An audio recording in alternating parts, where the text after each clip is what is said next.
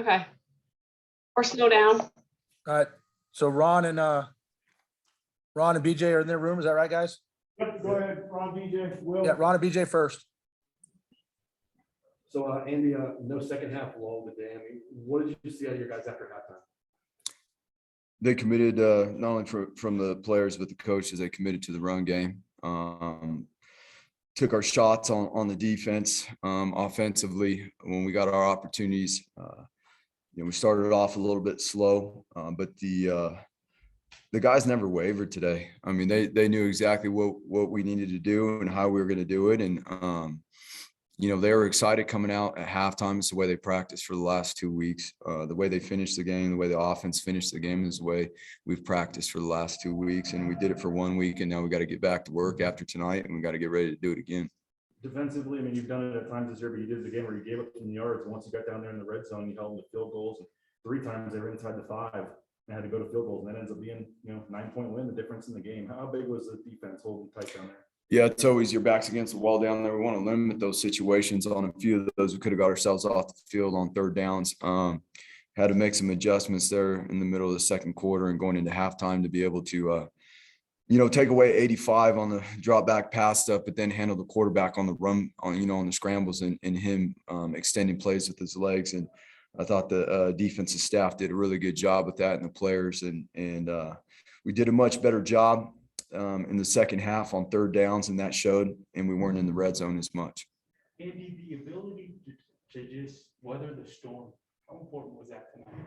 Yeah, I mean, typically we talk about just weathering the storm on the first drive on the openers, from the other team's offense. Well, because all week, an offense is going to practice those plays, and you're usually going to get some different looks in there, and you're going to get some specialties in there. And usually we're talking about just weathering it on the first drive. But yeah, we weathered it a little bit too long in the first quarter there, but responded. And it, we talk about being 3-0 in the red zone, and the guys really did a good job down there battling. And it was good to see, and a lot of that stuff came through the air and some pocket movement passes that we got to do a better job of with our eye control, because we're going to continue to see that stuff. We're going to see that stuff next week as well.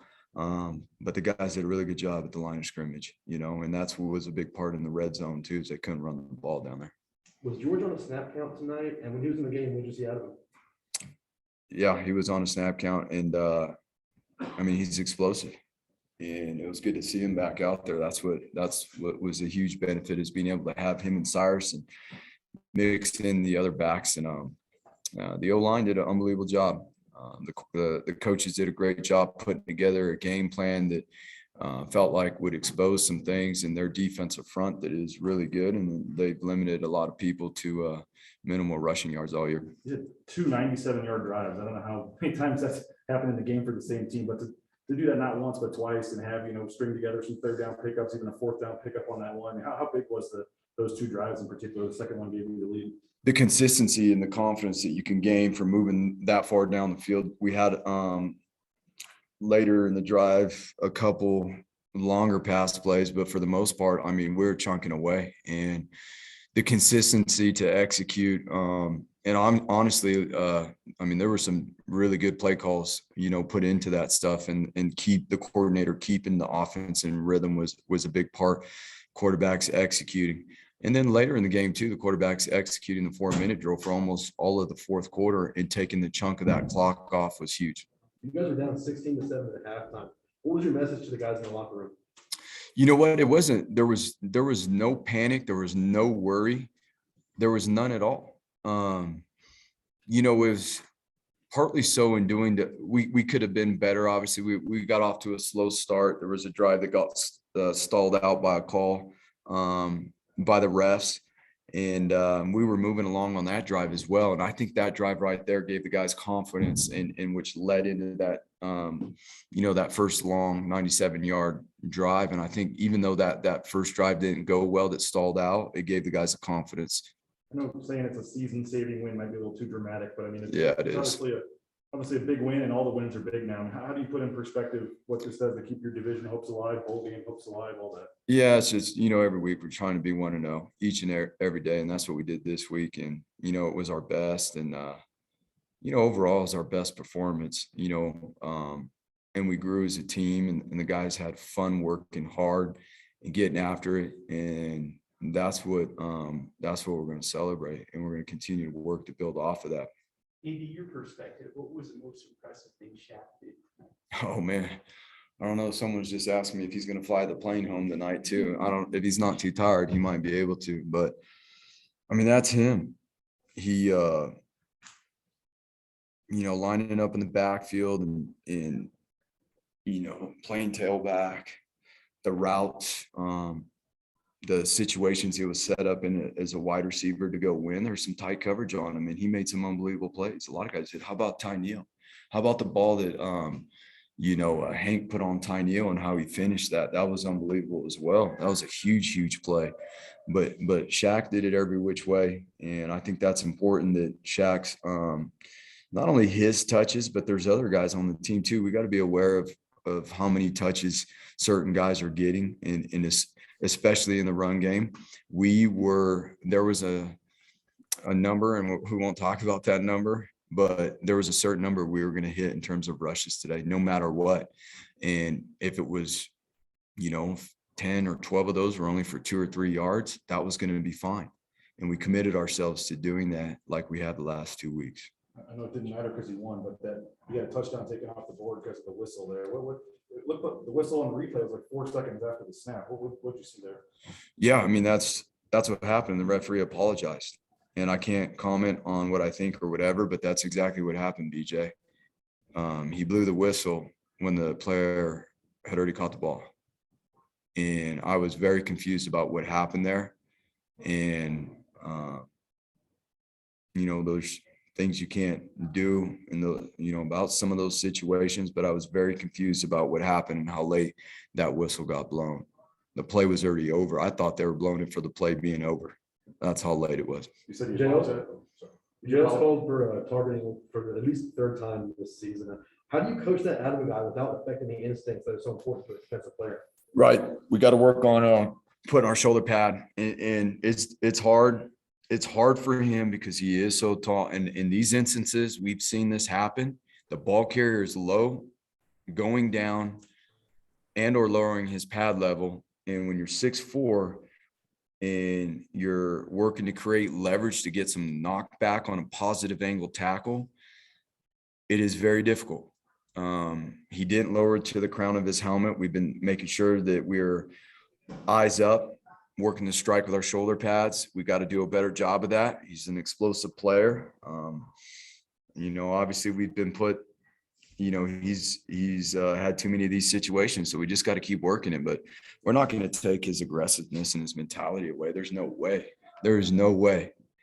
The way he flew him down through that alley and let that guy have it, hey, we'll keep working it and making sure that he's delivering that blow with his shoulder. All right. Jay, when do you get your shot? Yeah, there he I'll is. take it whenever. Andy, we know how hard you guys work through your bye week. Do you feel like you found something that you guys can sustain over the course of the rest of the season in terms of your preparation? And after the BYU game, you said how excited you were for your boys to feel, what it's like to win a big game. What was the locker room like after this one? Yeah, very much so. We celebrated, but Jay, we also talked about some other things too that we've done after winning and how we responded. And we ain't gonna wait to see. We set the standard for what this is gonna look like when we get back to work. We're gonna enjoy this tonight, and we're gonna get right back to work. And we I don't know, someone was telling me it's the 13th hardest schedule, in the nation. I had laughed. Feels a lot harder, that it's higher than that sometimes, but that's the beauty in what we get to do. And what that requires of us is to be our best every single day, in our preparation. And they deserved it tonight, man. They deserved the success they had individually, but more importantly, collectively as a team. When we needed a huge special teams play there at the end of the game, we got that. We had some good returns. Shaq had, a big return, and all 3 phases stepped up. When I think that sorry, just a second. notification there.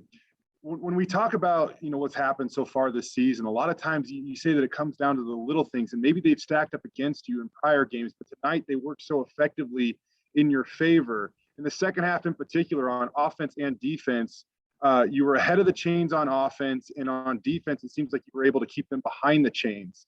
How effective was that into the results you saw tonight? Yeah, it's been something that we've been stressing hard. On offense, it comes down to obviously being able to run the ball. And that opens up so much more on first down. And that team was heavy pressure to start the game, on first down because of some of the things that we've done in the past. And so to be able to do what we did tonight, on both sides of the ball.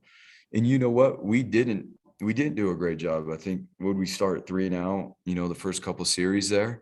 We did not do a great job that way. And even in the locker room at halftime, nobody wavered on what it was. We knew that it was us that was to fix the things that we needed to do to be out in front of the chains. And that was a big part of it. We weren't going to press. We weren't going to try to do anything. We're going to stick to the plan and execute it better and win our one-on-ones. And that's what the guys did in the second half, Jay. Andy, Ready to go to appreciate it. Rachel? Safe travels. Thanks, Jay. So I have to credit your sports information staff for this stat, but Tyneil Hopper's 51-yard catch was the longest touchdown catch by a tight end since 2001, which was Wow. Jeff Putzier, who you obviously must have crossed paths with at some point. So, how much more exciting and impactful does that make his touchdown tonight?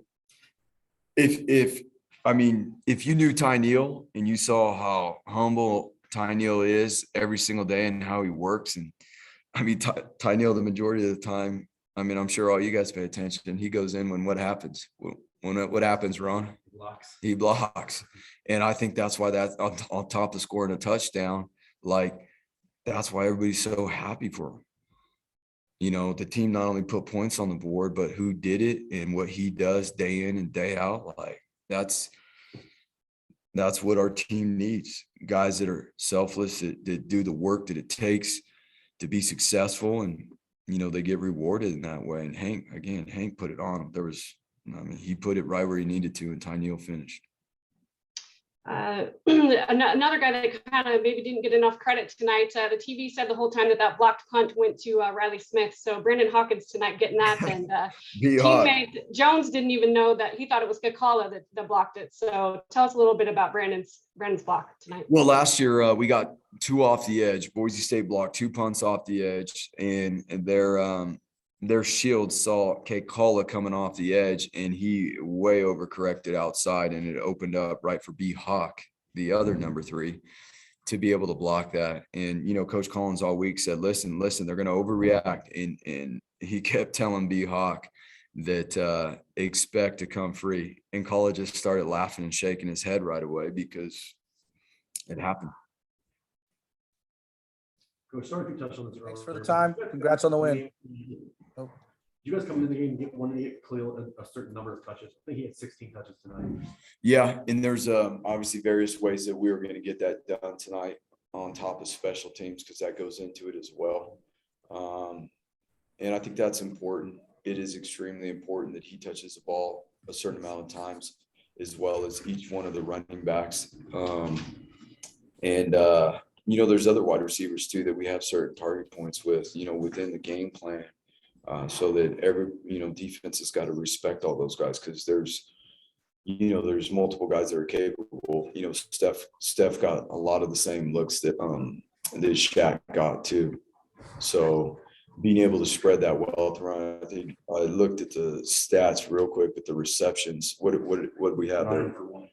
9 for 118 for Shaq, but the rest of the guys too were, and Octavius. So Octavius got some of that too. He had a carry. Octavius scored a touchdown on a reverse, scored a touchdown, and just missed him on a long pass at the end of the game there that would have had his receiving yards. So, you see those top guys right there that have been consistent with what they're doing week in and week out, and them being, as much as it is getting a play called in from the sideline, is those 3 guys, how they're in sync with Hank. At the end of the day, quarterback's got to trust them to be where they're at when they're supposed to be there, and they've done a good job with that. Okay, thanks. Thank you, guys. Thanks, Craig.